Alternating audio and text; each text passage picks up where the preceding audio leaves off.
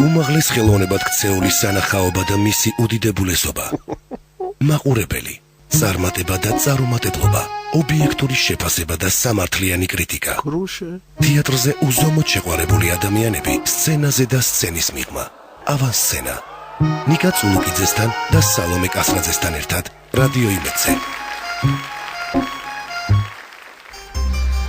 საღამო მშვიდობის ძვირფასო რადიო მსმენელებო, დღეს სამშაბათია და ვსაუბრობთ თეატრზე. ეთერშია გადაცემა ავანსცენა, მე ნიკოლოზ წულუკიძე გახლავართ მისი წამყვანი.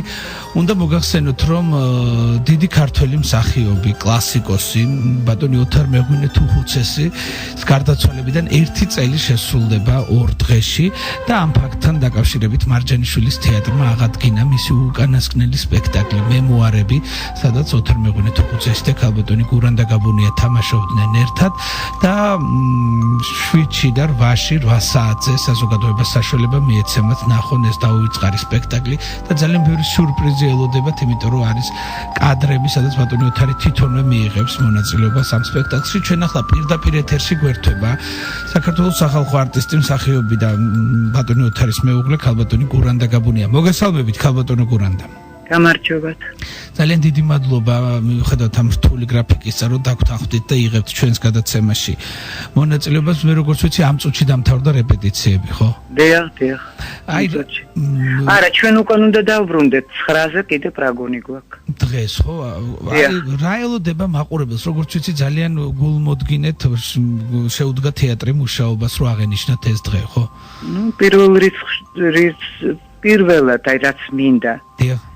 პირველ რიგში მინდა ვთქვა, რომ დიდი მადლობა უთხრა ბატონ ლევან წულაძეს და ქალბატონ ეკას, დირექტორს ჩვენს. მაზმიშვილს, დიახ.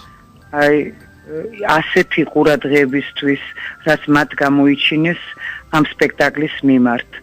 მათ იყიდეს დანადგარი ისეთი, რომელიც ესე იგი აკეთებს იმას, რომ აი მზევიდან ეკრანზე ხო არის სახიობი. ეკრანიდან ჩამოყავს ქვევით და აი მაგიდასთან მოყავს. ხო, ეს მე რომ მოვუყევი ერთ ჩემ ამხანაკს მოსკოველს დაურეკე და უთხარი, გაგირსა, გაოცდა, ეგეთი რამე არ გამიგია. ეს თქვენ რა ავატარი ხართ? არა, მე ვთხარი ავატარიც 3D დი აკეთებდა. ესეც 3D-ა. ქალბატონო გურანდა, როგორც ვიცი, ახალგაზრდები იქნებიან თქვენთან ერთად სცენაზე და 3 არიან. 3. ნიკა კუჭავა, როლანდო ქროპერიძე და ბექა გოდერძიშვილი, ხო? დიახ, ბატონო. არა. ზაზა იაკაშვილი, დიახ, უგაცრად მე, ზაზა იაკაშვილი. ქალბატონო გურანდა, ხვალ და ზეგ იქნება სპექტაკლი საღამოს 8 საათზე. ჩვეულებრივ შეეძლებათ, ხო, საზოგადოებას მოსვლა და რა თქმა უნდა, მე თვეში ერთხელ ან ორჯერ ვითამაშებთ. ამ სპექტაკლს როგორ ქვია? ერქვა მემუარები, მე როგორც ვიცი შეეცვალა. აი, ახლა ესე ქვია. ვიხსენებთ ოთარ მეღვინე-თუხუცეს. თავარია იცოცხლო, თავარია ითამაშო. ეს ფრაზები, რომელსაც იგი ხშირად იმეორებდა. ძალიან დიდი მადლობა მინდა გითხრათ, რომ დაგვთანხმდით ჩვენს გადაცემაში მონაწილეობის მიღებაზე. რა ვთქვი ესეთი, რომ მადლობას მეუნებით. ნიკა ძვირფასო მეგობარო. არა, საზოგადოებისათვის ძალიან კარგი იყო, რომ ეს ინფორმაცია თქვენგან შეიტყო და მე დარწმუნებული ვარ, რომ ხვალაც და ზეგაც თეატრში ანშლაგი იქნება, იმიტომ რომ უკვე ვიცი, მაგალითად, ჩემი სტუდენტები წინასწარ ჩადგნენ რიგში, რომ შეეძინათ ბილეთები და ენახათ ეს. მადლობა ჩემოსაგვარებ. დიდი მადლობა. დიდი მადლობა ქალბატონ გურანდა. მადლობთ. ნახვამდის ქალბატონი გურანდა გაბუნია გვერდებოდა პირდაპირ ეთერში. მე შეგახსენეთ, რომ ხვალ და ზეგ მარჯანიშვილის თეატრში იქნება სპექტაკლი, რომელიც მიეძღვნება ოთარ მეღვინე-თუხუცესის ხსოვნას, რომელიც ლევან წულაძემ და ირაკლი გოგიამ ერთობლივად აღადგინეს სპექტაკლი მემუარები, რომელშიც ბატონი ოთარი და ქალბატონი გურანდა თამაშობდნენ ერთად. ეს იყო მისი ბოლო სპექტაკლი. ასევე ამ თეატრზე ვაგრძელებთ ჩვენ საუბარს. ვიფასო რადიო მსმენელებო და ახალგაზრდა რეჟისორი დავით ჩხარტიშვილია ჩვენთან სტუმრად, რომელმაც რამდენიმე დღის წინ გამოუშვა პრემიერა, ისეთი სახელგანთქმული სათაურით კრამერის წინააღმდეგ, ხო? ძალიან დიდი მადლობა, რომ მოხვედით ჩვენთან სტუმრად, შემბატონო და აი რატო გაგიჩნდა იდეა, რომ ეს თემა გამოგეტანა სცენაზე და ეს ცნობილი ფილმი სცენური ვერსია წარმოგედგინა. გამარჯობა, დიდი მადლობა მოწვევისთვის. პირველ რიგში გილოცავთ გიორგობას. მადლობთ ჩვენ თუ ლოცავთ რადიოს მსმენელებს. პირველ რიგს გამოს ეს იყო რომ პრობლემამ შემაწუხა მე. ძალიან, იმიტომ რომ ფილმი ძალიან პოპულარულია, მაგრამ რომანი ბევრად უფრო პოპულარულია. ну ჩემთვის უფრო როგორც მე რომანიდან უფრო ვიხელმძღვანელი. შემაწუხა თემა, იმიტომ რომ რაღაც ჩვენი კარიერის, ჩვენი ფიქრის გამო, იმიტომ რომ ჩვენ რაღაც ცოტა წინ წავიდეთ რაღაცაზე, კარგავთ ყველაზე ძვირფას ის რის გამოც ვიბძვით ყველაზე მეტად, კარგავთ სიყვარულს და არ ვფრთხილდებით ერთმანეთს.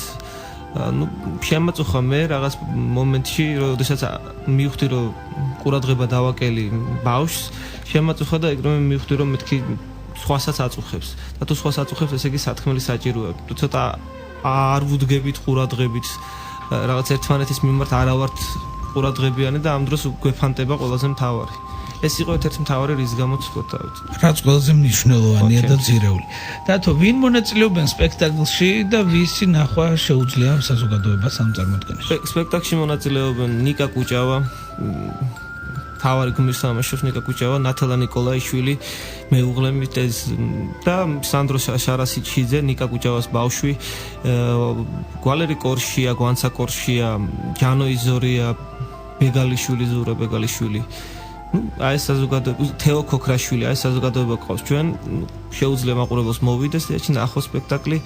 მე მგონი ნორმალურად ჩაიარა. რამდენად გავს ფილმს და რამდენად გიჩნდება განცდა რომ რაღაცა გავლენა ფილმიდან არის თუ ნაწარმოები? მე მგონი რომ საერთოდ არ გავს.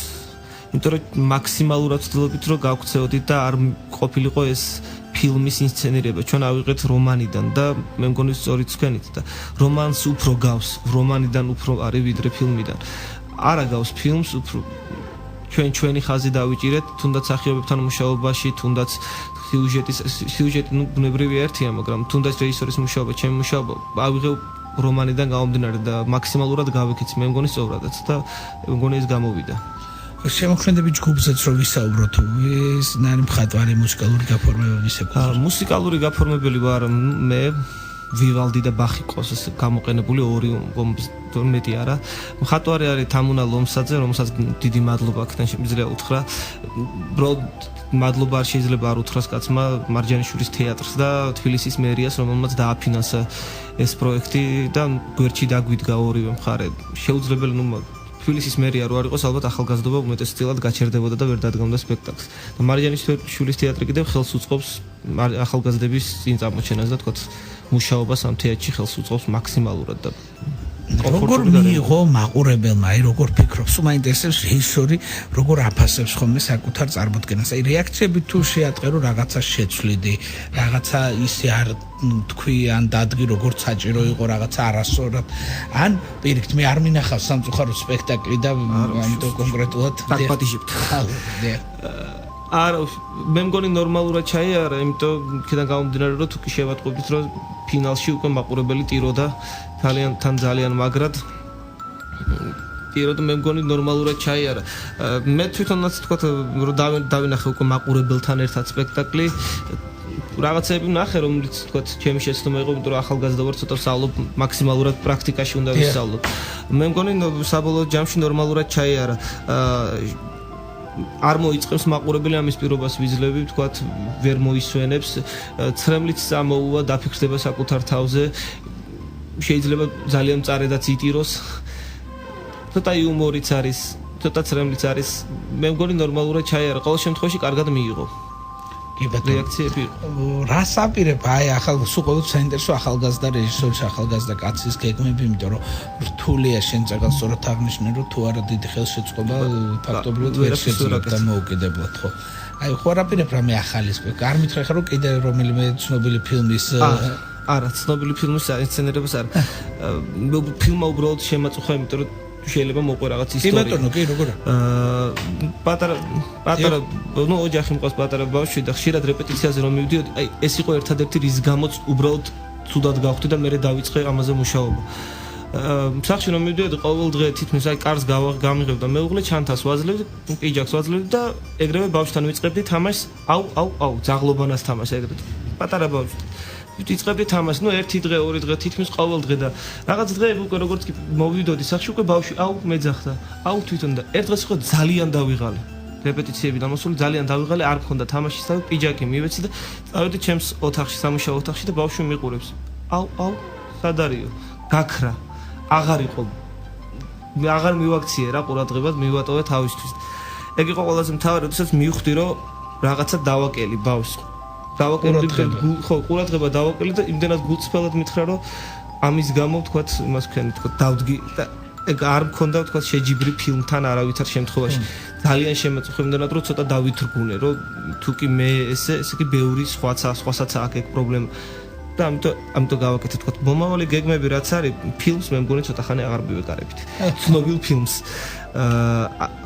მაგ რაღაც გეგმები, რომელიც გამხელა ვთქვათ, ცოტა ჯერ ადრე ამგონია, მაგრამ ვიცი რომ ახალგაზრდა არ უნდა გაჩერდეს არავითარ შემთხვევაში. აბარა. ცოტა მიკვირს ხოლმე, როდესაც 35 წლის რეჟისორი, 30 წლის რეჟისორები, 5 სპექტაკლი აქვს სულ დადგმული, 3 სპექტაკლი. გონი რომ სანამ ახალგაზრდა ხარ, ძალიან ბევრი უნდა აკეთო, იმიტომ რომ პრაქტიკაში უფრო მეც ისწავლი, იმიტომ რომ სწავლობ. ცოტა ასაკის პროფესიაა, ესე რომ ვთქვათ, რეჟისურა და იმიტომ ჯობია პრაქტიკაში ისწავლო, უფრო გამოიძერწები. ვაპირებ მაქსიმალურად ბევრ სამუშაოს. თოჯინებთან მქონდა შემოთავაზება ახალციხეში, მე მგონი ზაფხულისთვის გავაკეთებ. არის კიდე შემოთავაზება, რასაც ვფიქრობ, რომ ჯერ არ არის დადგენილი, მაგრამ ალბათ გავაკეთებ. ძალიან მინდა გავაკეთო მკვდარის სულები, არ ვიცი ჯერ სად, გოგოლის მკვდარის, არ ვიცი სად და არ ვიცი ჯერჯერობით, ვთქვათ, ვისთან ერთად, მაგრამ გეგმაში მაქვს. გაწუხებს მკვდარის სულების თემა. მკვდარის სულების თემა მაწუხებს. სამწუხაროდ აქტუალურია საქართველოში. მკვდარის სულების თემა და მე არ შემიძლია არ გაგიშვა ისე რომ არ შეგეკითხო სპექტაკლზე, რომელიც ჩვენ დადგი მარჯანიშვილის თეატრში, საკმაოდ სიმპათიური და ისეთი წარმატებული სპექტაკლი ზვავი, სადაც თამარ ხირტლაძე, ლეო ანთაძე და უფროსთავების მსახიობებიც მონაწილეობდნენ. და თვითონ დრამატურგიც იყო, ხო? ჩამოსული იქნება აი 2 სიტყვით გვიამბო ამ სპექტაკლზე. ეგ სპექტაკლი ხა სამწუხაროდ არ არის რეპერტუარში, მაგრამ ეს იყო დაახლოებით 1-3 წლის წინ თუ არ ვცდები, შეიძლება უფრო მეტი, როცა სტუდენტი ვიყავი და მარჯანიშვილის თეატრმა ისევ აქ ხელშეწყობით გავაკეთეთ. მაშინ მახსოვს რომ ბატონო ლევან მითხრა, აიყვანეთ მსახიობები, იმიტომ რომ მეტი ისწავლო, დიდი მსახიობები და მესამე კურსის სტუდენტს საშუალება მქონდა მემუშავა თამარ ხირტლაძესთან, ლეო ანთაძესთან და უბრალოდ მაგათგან პირადად მათგან მესწავლა რაღაცეები. ეს იყო ძალიან ფანტასტიკური. მე იყო ვთქვათ შევხვდით თუნჯერ ჯუჯანოყლუს დრამატურგს, რომელსაც სპექტაკლი სამწუხაროდ ვერ ნახა, იმიტომ რომ მალევე წავიდა საქართველოდან, მაგრამ წარმატებები გვისურვა და კარგად მიგვიღო. მე მგონი ნორმალური სპექტაკლი იყო. ბატონ ლეო და ქალბატონი თამარი უბრალოდ წინავდნენ, კაშკაშებდნენ. ეგ შეგვიძლია თამამად თქვათ. და თემატიკაზეც რო ვთქვათ, რაზე იყო, იმიტომ რომ ძალიან მნიშვნელოვანი პრობლემაა. მან იყო ხმის ამოღების შიში. ხმის ამოღების შიში ეს იყო დაახლოებით ის პერიოდი, როდესაც თითქმის ყველას გვეშინოდა. თითქმის ყველას გვეშინოდა, რომ ცოტა ვიღაცა გვისმენს, ვიღაც გვითვალთვალებს, ცოტა ხმა არ ამოვიღოთ, გვეშინოდა და დაახლოებით მაგ თემაზე წავედით. ცოტა ოდნავ შეიძლება პოლიტიკური სპექტაკლიც იყო, მაგრამ მაგ დროს საჭირო იყო, იმ დროს იყო საჭირო, მე მგონი. სათქმელიც იყო, რომ ზვავი ჩამოწვებოდა, როგორც კი ხმამაღლა რამე ჩემი საქართველოს მანდ იყო, რომ მთავარი რაც იყო, რომ ცოტა ამოიღეთ ხმა, ნუ გვეშინია ზვავი ჩამოწვევ, ზვავი არ ჩამოწვება. ამოვიღეთ ახალგაზრდებო ხმა, მიდი თქვით რამე, ზვავი არ ჩამოწვება. დაახლოებით ეს ცოტა იმეც ვაძლევდი და გვერდში ვედექი ახალგაზრდებს. დაახლოებით ეს გამოვიღეთ თუ იყვირეთ და იყვირეთ, ნუ გაჩერდებით, ნუ გეშინიათ. თავარი იყო ნუ გეშინიათ. კი ბატონო, ესეც ძალიან მნიშვნელოვანია და რაიც მე მინდა გისურვო წარმატება. ყველაფერი საუკეთესო, ახალგაზრდა რეჟისორს ყოველთვის სჭირდება ხელშეწყობა, წახალისება და იმედი მაქვს, რომ ესე აქტიური შემართებით გააგრძელებს შენ შემოქმედებას. ზურფასო რადიო მსმენელებო, მე მშვიდობები ჩვენს ნახმობის დიდი მადლობა მოწვევისთვის. დიდი მადლობა დავით ხარტიშვილი, ახალგაზრდა რეჟისორი საუბრობდა. მე კიდევ ერთხელ შეგახსენებთ, რომ ხვალ 7 და 8 მაისს შეგიძლიათ მარჯანიშვილის თეატრში მივწადეთ 8 საათზე და ნახოთ სპექტაკლი. ვიხსენებთ ოთარ მეღვინე თუხუცეს, კურანდა გაბუნიას და სხვა ახალგაზრდა მსახიობების მონაწილეობით რეჟისორ ლევან წულაძესა და ირაკლი გოგიას ეკუთვნით და აქვე სამწუხარო ინფორმაციით მინდა დავასრულოთ დღევანდელი გადაცემა. დღეს გარდაიცვალა შესანიშნავი ქართველი თეატრმცოდნე, 100-მდე წიგნისა და თეატრალური ალბომის ავტორი ბატონი კოტენი ნიკაშვილი, რომელმაც საოცარი ისტორია და განძი დაგვიტოვა ფაქტობრივად თითქმის ყველა ცნობილ მსახიობზე მისი შედგენილი იყო ალბომი, ბროშურა, წიგნი და უამრავი დაუწერია მას ქართულ თეატრზე, ასე რომ რადიო მედი თანაგრძნობას უცხადებს ოჯახს. ჩვენ კი მომავალ სამშაბათამდე გემშვიდობებით, ნახვამდის. ავანსცენა ნიკა წულუკიძესთან და სალომე კასრაძესთან ერთად რადიო იმედზე.